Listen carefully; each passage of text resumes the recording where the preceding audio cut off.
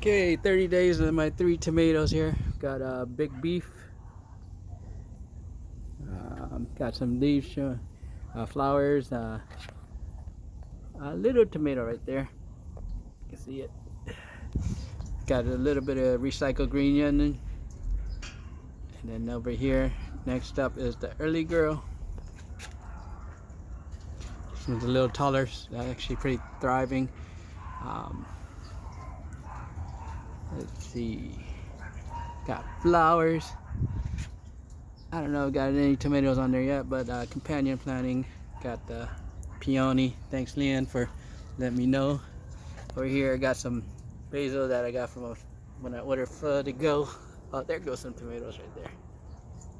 Cool, 30 days. And third one up is a celebrity tomato. And this one's actually showing out a lot of tomatoes there. These are just I didn't thin this one out, but I thinned the other two just because it's a determinate. All right, more recycled green onion. Got this before it goes to flower. And want to get some marigold flowers in here. Probably some more basil. That's about it. Just wanted to share with you guys. Oh, cool thing, my wicking buckets.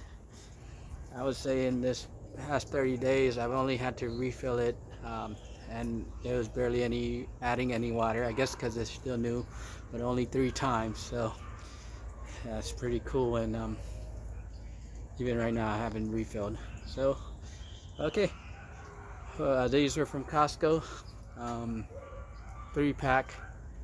And that's about it. Oh yeah, and with these openings I gotta figure out how to get them smooth, or maybe I should wear long sleeves because I'm getting cut up. Oh, cheers.